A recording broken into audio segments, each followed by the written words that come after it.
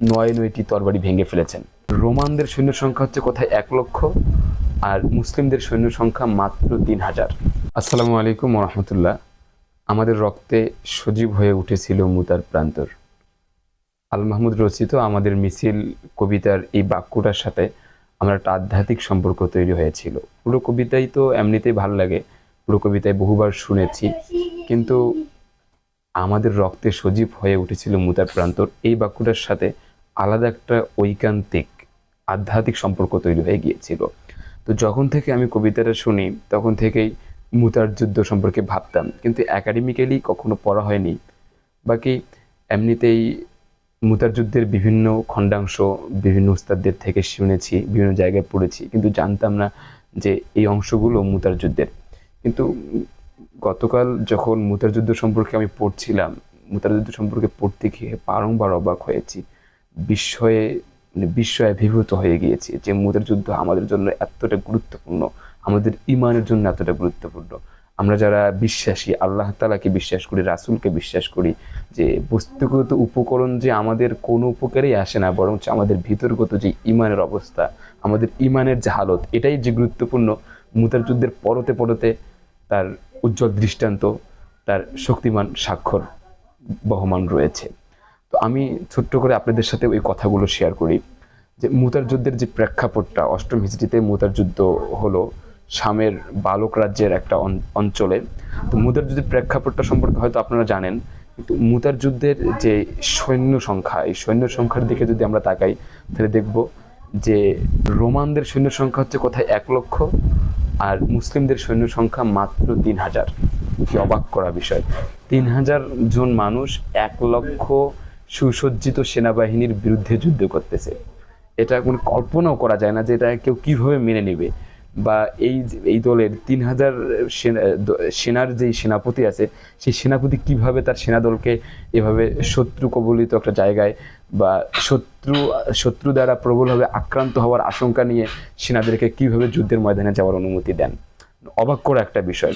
তো সেই জায়গায় দেখা গিয়েছে যে প্রথমে মুসলিম যে সেনাবাহিনী ছিল, মুসলিম সেনাবাহিনীর প্রথম যে সেনাপতি ছিলেন তিনি হচ্ছেন যায়েদ বিন হারিসা রাদিয়াল্লাহু তাআলা আনহু। যায়েদ বিন হারিসা রাদিয়াল্লাহু তাআলা আনহু একসময় তিনি শহীদ হয়ে যান। যায়েদ বিন হারিসা রাদিয়াল্লাহু তাআলা আনহু শহীদ হয়ে যাওয়ার পর জাফর ইবনে আবি তালিব রাদিয়াল্লাহু তাআলা আনহু ঝান্ডা হাতে নেন, পতাকা হাতে নেন। একটা সময় গিয়ে জাফর ইবনে আবু তালিব রাদিয়াল্লাহু তাআলা আনহুর একটা হাত কেটে যায়, তখন তিনি তার অপর হাত দ্বারা ঝান্ডাকে সমন্বিত রাখেন।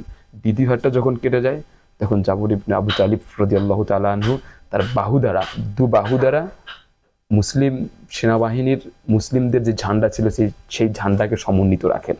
একটা পর্যায়ে গিয়ে জাফর ইবনে আবু তালিব রাদিয়াল্লাহু তাআলা আনহু শহীদ হয়ে যান। জাফর ইবনে আবু তালিব রাদিয়াল্লাহু তাআলা আনহু শহীদ হয়ে যাওয়ার পর আব্দুল্লাহ ইবনে রাওয়াহা দায়িত্ব গ্রহণ করেন ঝান্ডা উত্তোলন করার। আব্দুল্লাহ ইবনে রাওয়াহা অকুতোভয়, অমিত তেজা একজন সাহাবী, যিনি আমরণ যুদ্ধ করে গিয়েছেন, এবং তিনিও এই ঝান্ডা হাতে নিয়ে যুদ্ধ করতে করতে করতে করতে একটা সময় গিয়ে শহীদ হয়ে যান। আব্দুল্লাহ ইবনে রাওয়াহা রাদিয়াল্লাহু তাআলা আনহু শহীদ হয়ে যাওয়ার পর খালিদ ইবনে ওয়ালিদ রাদিয়াল্লাহু তাআলা আনহু ঝান্ডাটি হাতে নেন এবং যুদ্ধ করতে থাকেন, আমরণ যুদ্ধ করতে থাকেন, একদম প্রচণ্ড বেগে যুদ্ধ করতে থাকেন। ঐতিহাসিকরা লিখেছেন যে হযরত খালিদ ইবনে ওয়ালিদ রাদিয়াল্লাহু তাআলা আনহু এই মুতার যুদ্ধের মধ্যে 9টি তরবারি ভেঙে ফেলেছেন কাফিরদের শিরোচ্ছেদ করতে। 9টি তরবারি, এটা কি চারটিখানি কথা? এই যুদ্ধের প্রেক্ষাপট থেকেই মূলত খালিদ ইবনে ওয়ালিদ রাদিয়াল্লাহু তাআলা আনহুকে সাইফুল্লাহ বলা হয়, আল্লাহ তাআলার তরবারি বলা হয়।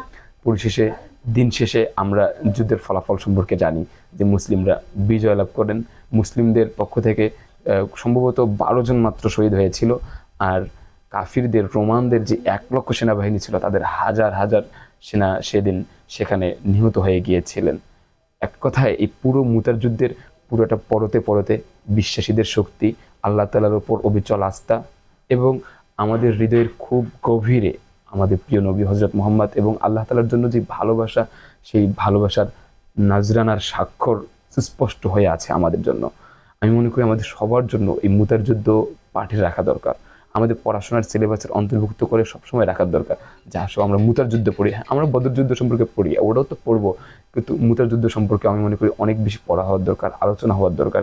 এখানে আমাদের যে 3 জন সেনাপতি ছিলেন, হযরত যায়েদ ইবনে হারিসা রাদিয়াল্লাহু তাআলা আনহু, আব্দুল্লাহ ইবনে রাওয়াহা রাদিয়াল্লাহু তাআলা আনহু, জাফর ইবনে আবি তালিব রাদিয়াল্লাহু তাআলা আনহু, খালিদ ইবনে ওয়ালিদ রাদিয়াল্লাহু তাআলা আনহু, এই চারজন মুজাহিদদের যেই মানে ওয়াকাতরে জীবন বিলিয়ে দেওয়ার যেই স্বাক্ষর, এটা খুব বেশি আলোচনা হওয়ার দরকার, যাতে করে আমাদের আজকের মুমূর্ষ মৃতপ্রায় ঘুমিয়ে যাওয়া নেতিয়ে পড়া ইমানদারদেরকে আমরা সঠিকভাবে ইমানের বীজ বপন করতে পারি এবং ইমানের সবকটা দিতে পারি।